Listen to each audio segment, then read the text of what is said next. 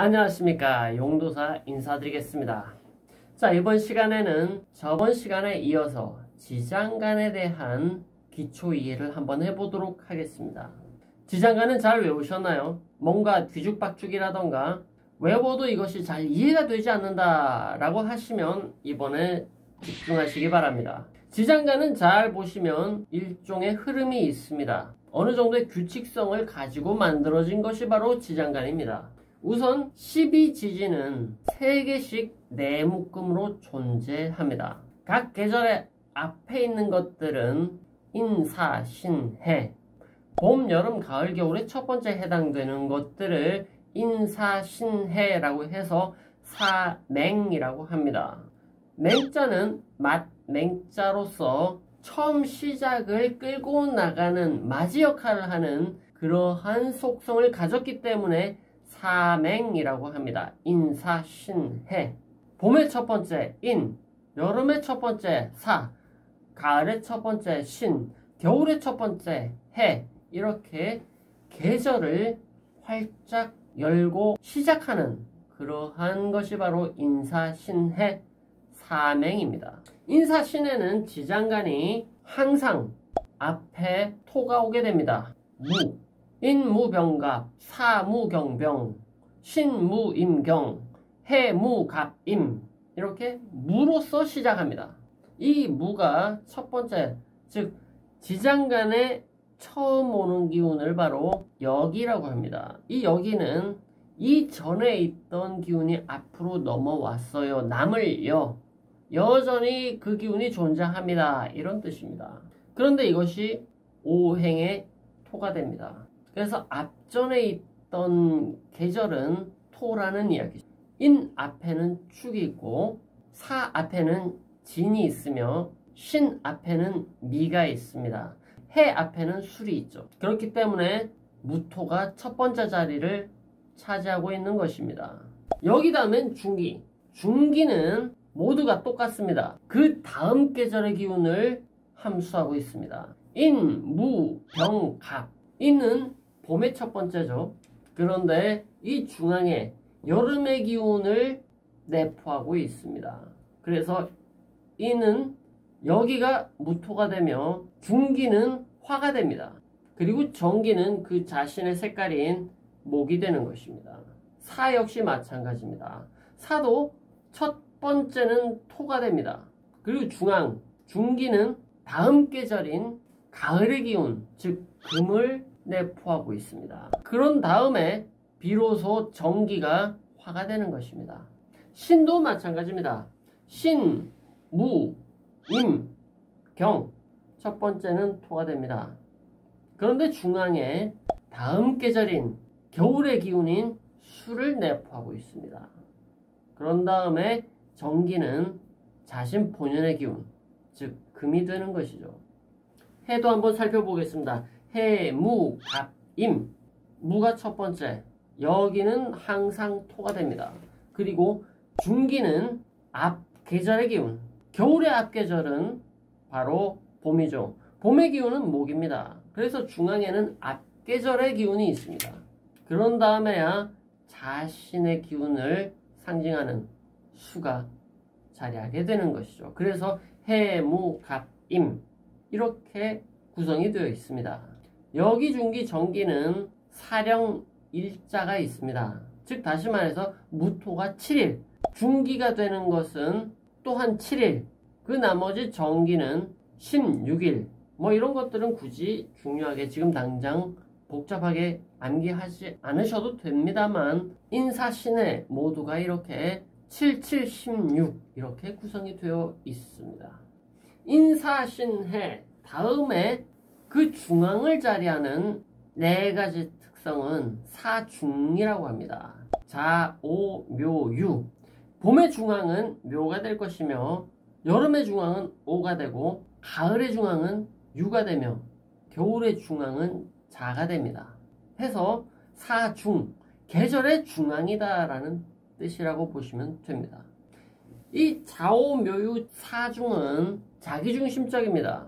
앞도 뒤도 없고 오로지 그 자신의 그 색깔 자체가 지장간이 됩니다. 묘는 갑, 을. 갑도 목이고 을도 목입니다. 그것밖에 없습니다. 오만 조금 특이합니다. 오, 병, 기, 정. 이것은 화가 토의 어머니고 같은 자리에 일어났다 이렇게 보는 시각이 있기 때문에 거기에 기토를 끼워준 겁니다. 좌오묘유는 여기와 정기만 있습니다. 앞과 뒤, 중앙은 없습니다. 해서 10일, 20일 이렇게 구성이 되어 있습니다. 다 똑같습니다. 좌오묘유는 다 똑같습니다. 자, 그러면 나머지 계절의 뒷부분을 담당하는 사고, 창고 고자를 쓰기도 하며 사묘라고도 합니다. 진술충미를 말하는 것이죠. 봄의 마지막은 진, 여름의 마지막은 미, 가을의 마지막은 술, 겨울의 마지막은 축. 즉 다시 말해서 그 계절을 갈무리하는 역할을 하는 것이 바로 진술충미입니다. 이것은 삼행과는 그 구성이 거꾸로 되어 있습니다. 첫 번째 여기에는 항상 사중을 수식하는 기운을 가지고 있습니다. 그 전달의 기운이 아직 남아있으니까 당연한 이야기이긴 하겠죠. 진의 첫 번째, 진의 여기는 을목입니다. 미는 5의 화기운을 가지고 왔기 때문에 첫 번째가 정화가 됩니다. 술도 마찬가지로 유의 기운을 받아와서 술, 신정무, 유금의 신을 끌어와서 쓰고 있습니다. 죽도 마찬가지죠. 자수의 정기인 개수가 넘어와서 여기가 개수가 됩니다. 그러면 중기는 어떻게 되어 있느냐? 이것이 삼행과는 다른 반대되는 부분이라고 볼 수가 있습니다. 삼행은 앞계절의 기운을 미리 가져다 와서 쓴다 이렇게 말씀을 드렸습니다. 그러나 사고는 반대로 이 전의 계절을 가져와서 쓰고 있습니다. 진 같은 경우에는 지나간 계절인 겨울의 기운 개수, 그래서 진, 을, 개, 무가 됩니다. 미토 역시 마찬가지로 지나간 계절인 목이 그 중앙에 자리하고 있습니다. 미, 정, 을, 기, 을목이 중앙에 들어가게 되죠. 술토 역시 마찬가지입니다. 술, 신, 정, 무, 중앙에는 지나간 계절인 화가 자리하고 있습니다. 축, 개, 신, 기, 지나간 계절인 가을의 기운인 신이 그 중앙에 자리하게 되는 것입니다. 그리고 정기는 모두가 토입니다. 이것은 삼행, 사중, 사고 다 똑같이 정기는 자기의 컬러를 대변하는 자리다. 이렇게 보시면 되겠습니다.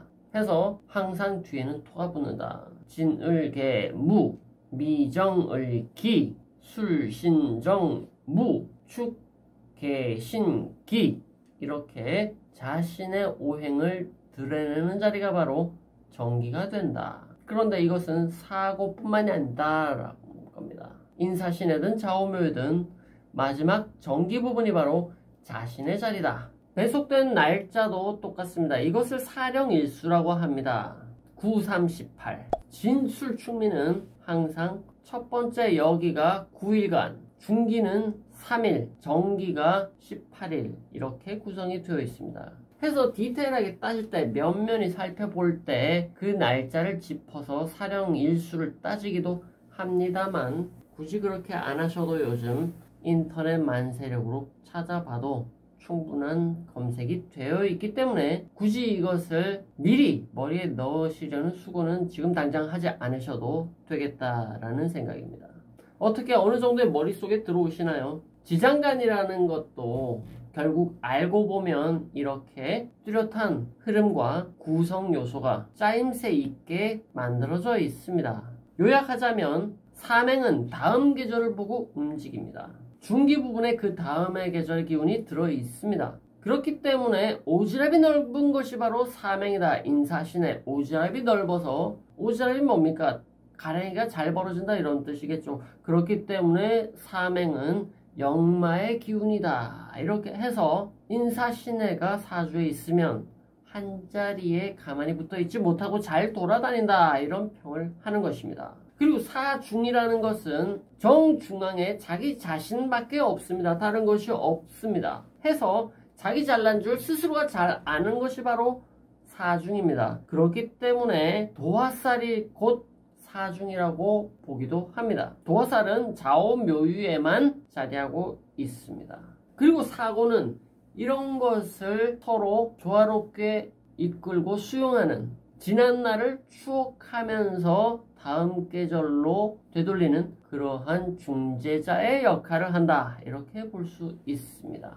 이번 강의를 통해서 막막했던 지장간이나 어색했던 지장간, 생소했던 지장간이 좀 더 친숙해지는 계기가 되셨으면 합니다. 뭐 심도 있게 파헤치는 것이 중요하지 않습니다. 지금은 친숙해지는 것, 입에 무언가가 찰싹 달라붙는 느낌, 이것만 있어도 충분히 성공적이라고 볼 수가 있습니다. 친숙해지시기 바랍니다. 다음 시간에 다시 뵙겠습니다. 감사합니다.